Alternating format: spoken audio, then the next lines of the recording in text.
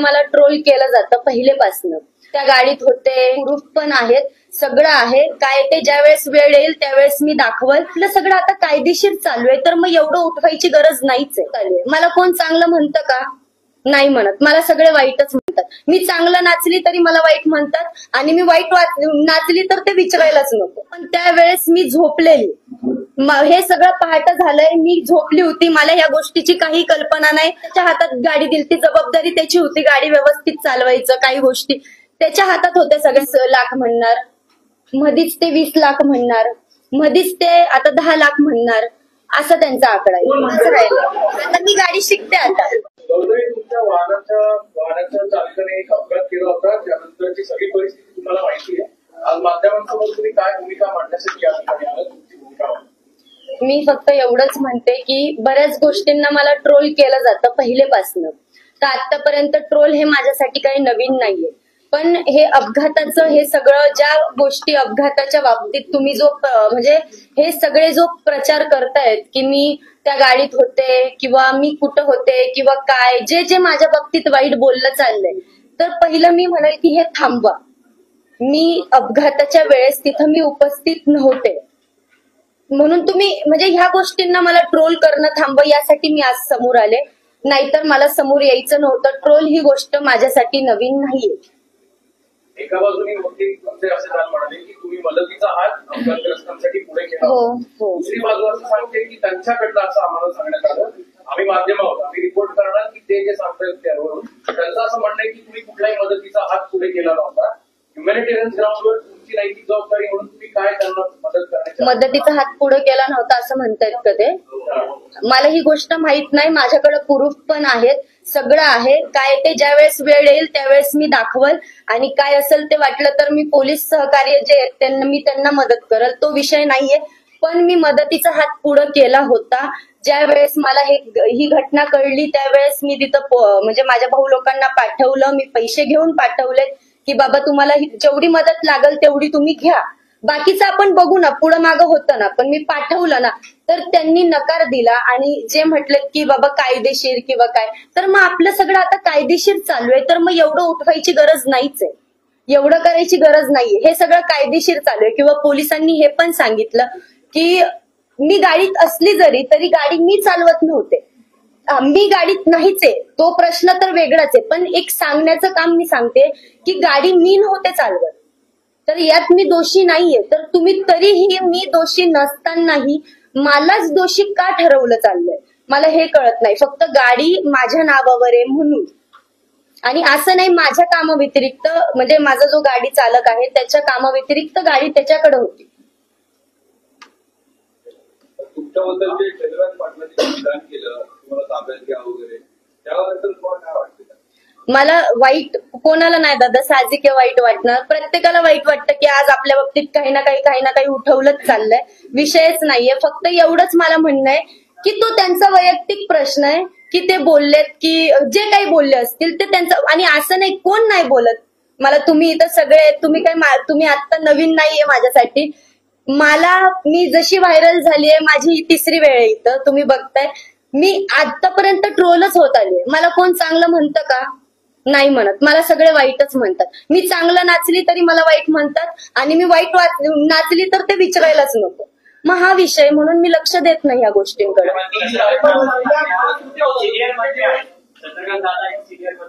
हो, अशा पद्धतीचं वक्तव्य करणं तुमच्या बाबतीत, म्हणजे महिलांच्या बाबतीत, याच्याकडे कसं बघणार? योग्य आहे? मी हे योग्य अयोग्य मला ते मी सांगता येणार नाही. फक्त मी एवढंच सांगते, ज्या वेळेस दादांनी काय म्हणजे समोर फोन लावला त्यावेळेस समोर जे पोलीस सहकारी जे पोलीस दादा होते त्यांनी खूप छान त्यांना सांगितलं की काय विषय आहे. कदाचित दादांना माहिती नसेल हा प्रकरण किंवा हा विषय दादांना माहिती नसेल, म्हणून दादा असे बोलले असतील, सांगता येत नाही. कायद्याच्या प्रक्रिया ज्या असतील त्या तुमच्या बाजूने तुम्ही केल्या असतील, पण आज 8 तारीख आहे. तुम्ही एवढ्या दिवस माध्यमांसमोर न येणं किंवा त्यांच्या कुटुंबियांची भेट न घेणं, याच्यामुळे एक वेगळी भूमिका तुमच्याबद्दल जाणवली गेली असं तुम्हाला वाटत नाही का? 8 दिवस लावले, तुम्ही तुमच्या कामात व्यस्त असाल, तुमचे शो असतील, पण एक बाजू अशी सुद्धा आहे की तुमच्या मॅनेजमेंटची जेव्हा अनेक मीडियाने फोन केला त्या तुमच्या मॅनेजमेंटकडनं सुद्धा समाधानकारक उत्तर येत नव्हतं. का नाही येत होतं याचं पण कारण आहे दादा. आज एवढे दिवस झालं कितीही मला काम असू दे, मी काहीतरी वेळ काढून तरी गेले असते. मी अशी आज मीही त्या गोष्टीतून बाहेर आली आहे, मीही गरिबीतून बऱ्याच गोष्टीतून मी आज बाहेर आली आहे. संकट सगळे आलीत, मीही समोर गेली आहे. मला काय वाईट वाटलं की आपण मदतीचा हात पुढे केला, सगळं झालं, मी भाऊ लोकांना लगेच पाठवलं, पण समोरून मला असे उत्तर आलेत ना की नाही किंवा काय काय काय जे आले असतील ते, तर त्यावरनं मी एक विचार केला, मी जाऊनही तिथं उपयोग नव्हता, त्यांना भेटणं उपयोग नव्हतं, कारण की समोरून काय येणार हे मला चांगलं माहितीये, म्हणून मी ती गोष्ट टाळली. पण ज्या वेळेस त्यांनी माझ्यावर जे काही काही उठवलं, ह्या सगळ्या गोष्टींनी मला जे म्हणजे माझ्यावर जो आरोप लावला, त्यावरनं मी आज समोर आले. कारण ह्या गोष्टी मलाही सहन होत. माझे आज कार्यक्रम चालू आहेत किंवा माझं शूट चालू आहे, माझं हे चालू आहे, काही असू दे, त्यातून मी खूप डिस्टर्ब होत होती.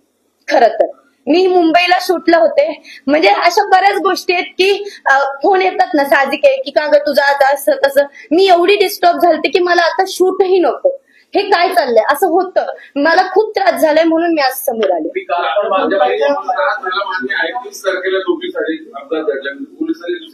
चौकशी बोलवलं, तुम्ही पोलिसांना रिस्पॉन्स झाला नाही, कुठला रिस्पॉन्स नाही धरला? हो, मी मुंबईला होते, माझे काम चालू आहेत, मी नाही, पण इथून मी पोलिसांना माझं म्हणणं आहे की मी पूर्णपणे सहकारी आहे. जो म्हणजे पोलिसांनी मला गाडीचे जे डॉक्युमेंट आहे ते मागितले, सगळं मागितलं, जे काही मागितलं मी ते सगळं पोलिसांना पोस्ट केलंय. आणि इथून पुढे पोलिसांना जी माझी मदत लागल मी त्याला पूर्णपणे सहकार्य करणार. मी नाही करणार असं नाहीये, कारण की मी चूक केली नाही तर ह्या गोष्टीला मी माघार घेणार नाही. कसं सहकार्य केलं पोलिसांना? जाऊन भेटला पोलिसांना, पोलीस स्टेशनला गेला की फोनवरून सहकार्य? नाही, मी भेटली नाहीये. हे बघा, त्यांनी मला एक सांगितलं, ज्या वेळेस गरज लागली त्यावेळेस ते मला बोलवून घेतील. ज्या वेळेस म्हणजे चौकशीचं जे कारण आहे, कारण की त्यांनी कॅमेरे चेक केले, त्यांनी सगळं चेक केलं, ते फोनवर काय असतं ते लोकेशन वगैरे कळतं, ते काय ते त्यांनी ते पण चेक केलं, त्यांनी सगळ्या गोष्टी चेक केल्या. त्यातून त्यांना एकदम क्लिअर आणि कट कळलं की मी तिथं नव्हते. बरं, मी तिथं असली जरी तरी मी गुन्हेगार नाहीच आहे, तर तुम्ही मला का दोषी ठरवताय? आणि मी तिथं असती तर मी ह्या गोष्टी घडू दिल्या नसत्या दादांनो. तिथं ते आजोबा पडलेत किंवा काय, ह्या गोष्टी माझ्याकडनं मी ते अनदेखत केलं नसतं. आज मी एवढं मदत करते, मी आज एवढं इकडं तिकडं फिरते, ह्या गोष्टीचा मलाही अनुभव आहे. मी तसं तिथं सोडून गेले नसते. त्यावेळेस मी नव्हते, मी क्लिअर कट सांगतेय, माझ्यावर खूप छान छान आरोप लावले चालले.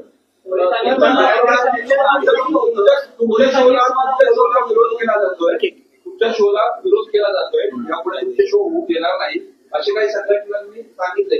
हे नवीन नाहीये, तुम्ही बघताय बरेच वर्ष झालं मला म्हणतात की कार्यक्रम बंद पाडणार, हे नवीन नाहीये. आताही परत हे उठवलं गेलं, कार्यक्रम बंद पाडणार. ज्या आयोजकांना कार्यक्रम ठेवायचा असतो ते ठेवतात आणि ते सपोर्ट करतात. या गोष्टीशी मला काही बोलायचं नाही. आणि फक्त एक मी म्हणते की आज माझं पोट, माझे जे कलाकार आहेत त्यांचं पोट सगळं माझ्यावर चालतं. आज आमचंही बरंच हे झालंय, आपलं जे पूरग्रस्तांचं बऱ्याच गोष्टी, आमचे कार्यक्रम होते पण आमचे कार्यक्रमही कॅन्सल झालेत बरेच. आमचंही नुकसान होतं कार्यक्रम नसताना. म्हणून तुम्ही हा एक विचार केला पाहिजे की कार्यक्रम बंद केल्यावर किती कलाकार घरी बसतील किंवा पोट त्यांचंही बंद पडेल. हे मला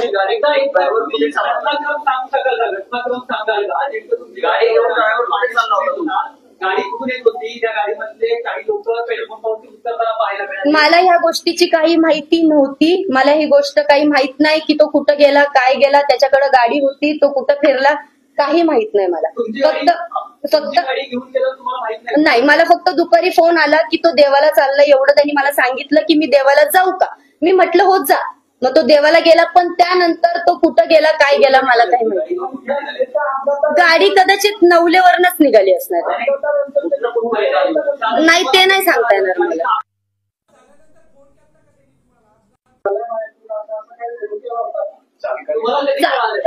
मला त्यांनी फोन केला होता पण त्यावेळेस मी झोपलेली. हे सगळं पहाट झालंय, मी झोपली होती, मला या गोष्टीची काही कल्पना नाही. आणि आमचं झोपणं म्हणजे आम्ही 1-2 वाजता उठतो सगळे. आमचं झोपणं पहाट असतं आणि दुपारी उठणं असतं. मला कळलं त्यावेळेस मी माझ्या घरातल्यांना, भाऊंना, लोकांना पाठवलं. कुठल्या देवाला चालला होता काही कल्पना? हा, सांगितलेलं मला.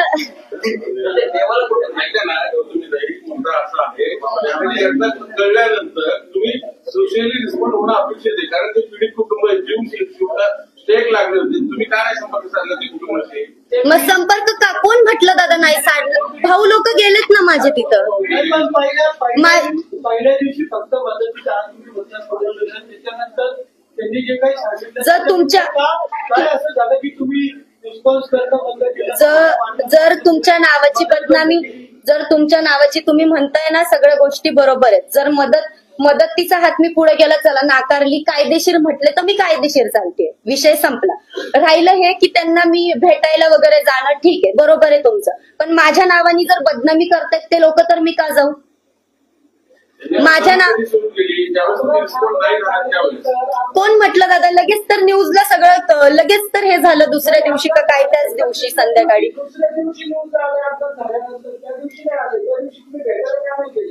अहो दादा त्याच दिवशी आलंय.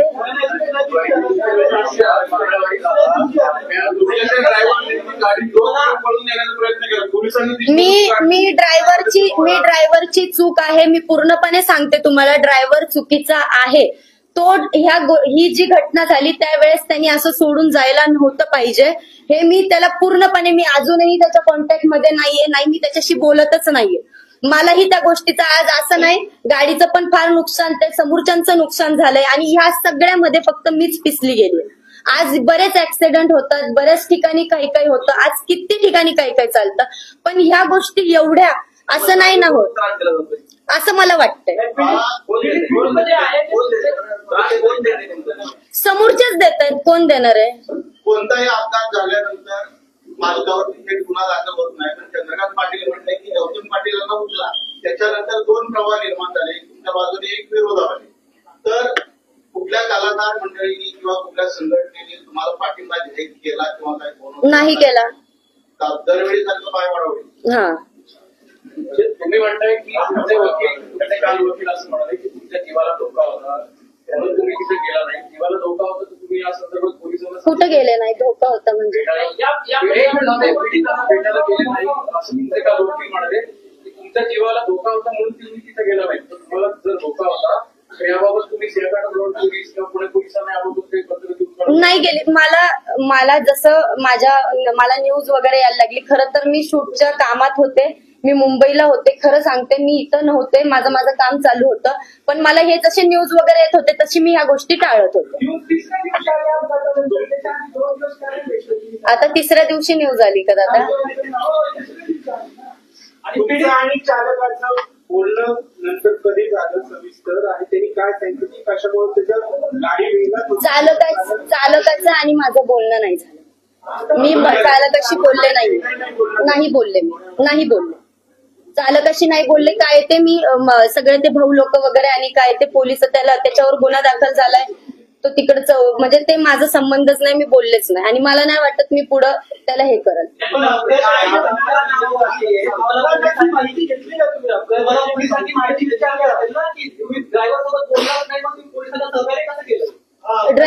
ड्रायव्हरशी पोलीस बोलतायत की तुम्हाला विचारला असेल ना की गाडी तुमच्या नावावरती आहे? तुम्हाला माहिती होती का कुठे घेऊन चालू? हो, मग मी जी काही माहिती ती दिली ना पोलिसांना. ड्रायव्हरची न बोलता दिली माहिती? ड्रायव्हर त्यांच्या कॉन्टॅक्ट मध्ये, माझ्यासोबत जे घडलं मी ते बोलले पोलिसांना. ड्रायव्हर सोबत झालं तो ड्रायव्हर बोलला त्यांच्यासोबत, तो त्याचा प्रश्न त्यांनी मांडला, माझ्या प्रश्नांचे उत्तर मी दिले. नाही बोलत. मला पण वाईट वाटतं, साहजिक आहे. आज त्याच्या हातात गाडी दिली, ती जबाबदारी त्याची होती, गाडी व्यवस्थित चालवायचं, काही गोष्टी त्याच्या हातात होत्या सगळ्या, त्यांनी असं नव्हतं करायला पाहिजे. मला पण वाईट वाटलं. रोज तुमच्यासाठी गाडी चालवायचं, तो आज अडचणीत आला, तुम्ही त्याच्याबद्दल असं बोलत तुम्हाला बरं वाटतं? हो, मला नाही बरं वाटत. का नाही बरं वाटत की आज एवढ्या सगळ्या तिथं पीडित म्हणजे ते जे आजोबा होते ते पडलेत किंवा काय, तर तो असा निघून गेला म्हणून मला त्या गोष्टी नाही बरोबर वाटत. गौतमी पाटील खोटारडी आहे असं ते पीडित पुढचं कुटुंब आहे जे तुमच्यामध्ये टाळून करते, तुम्ही म्हणजे हातच पुढे गेला नव्हता माझ्याकडं दादा आता जाऊ दे, पण मी मदतीचा हात पुढे केला तसं गोष्टी नाहीयेत. माझ्याकडनं जे होतं मी ते करण्याचा प्रयत्न करते, पण समोरून मला खूप छान छान उत्तर आल्यामुळे मी काही लक्ष देत नाहीये. आणि जे काही आहे मला काय म्हणायचंय, मला कोणी काहीही बोलू द्या, चला कोणी काही बोलू द्या, जे काही आहे ते सगळं कायदेशीर चाललंय आणि कायदेशीर होणार, बस इथंच विषय संपतो. तुमच्या प्रसिद्धीमुळेच तुम्ही अडचणीत आहात असं वाटतं? हो वाटतं.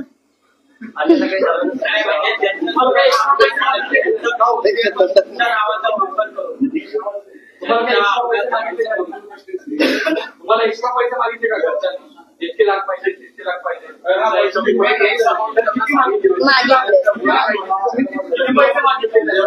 त्यांनी तुम्हाला किती पैसे मागितले? खूप मागितले, ते नाही सांगत मी, पण मागितले.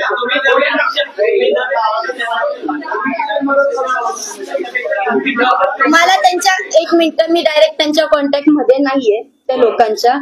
जे काही आहे ते मला खबरी इकडनं एक इकडनं एक इकडनं एक खबर येते. त्यांचा आकडा काही व्यवस्थित नाहीये, एकच आकडा नाहीये त्यांचा. मधीच ते 19 लाख म्हणणार, मधीच ते 20 लाख म्हणणार, मधीच ते आता 10 लाख म्हणणार, असा त्यांचा आकडा आहे. हे माझ्या भाऊ लोकांपर्यंत निरोप येत आहे आणि ते मला माझ्यापर्यंत पोहोचते.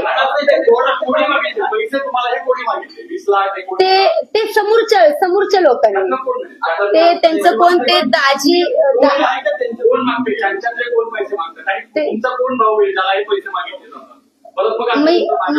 मानलेला, माझा मानलेला भाऊ आहे, विषय तो नाहीये. पण हो घ्या ना, काही विषय नाही, इथं नाही. मी पाठवून देईल तुमच्याकडे. हो, जे काही कायदेशीर असेल ते कायदेशीर चालणार, काही विषय नाहीये. जे पोलिस म्हणतील ते मी नेहमी सहकार्य करायला तयार आहे.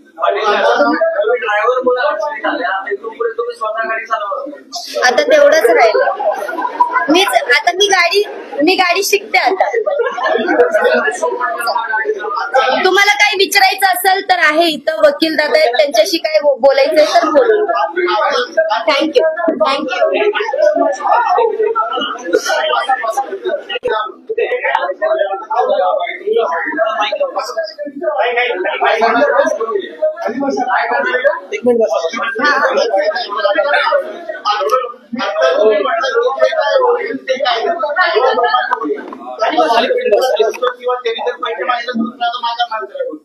जे न्यायालय मार्फत किंवा जे कायदे मार्फत होईल ते मी करणार ना.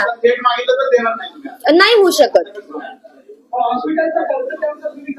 जे काही कायदेशीर त्यांचंच म्हणणं आहे, जे काही कायदेशीर चालणार, त्यांनी गुन्हा दाखल केलाय, ज्या काही गोष्टी आहेत त्या सगळ्या आता कायदेशीर होऊ देत ना. म्हणजे आता तुम्ही थेट आरोप करताय कुटुंबाने तुम्हाला पैसे मागितले, खंडणी मागितली, असं तुमचा आरोप आहे? आरोप नाहीये हा. 19 लाख मागितले, 15 लाख मागितले. हो, मग आरोप नाही म्हणता येणार दादा. मागितले मी तुम्हाला सांगितलं. काय आता पोलिसांना नाही सांगितलं, ही सगळी उडती खबर आहे म्हणून मी पण गप्प बसले. आज तुम्हाला सांगितलं, ठीक आहे, काही विषय नाहीये. पण आता कायदेशीर चालणार, जे काही असेल ते सगळं कायदेशीर होणार. थँक्यू.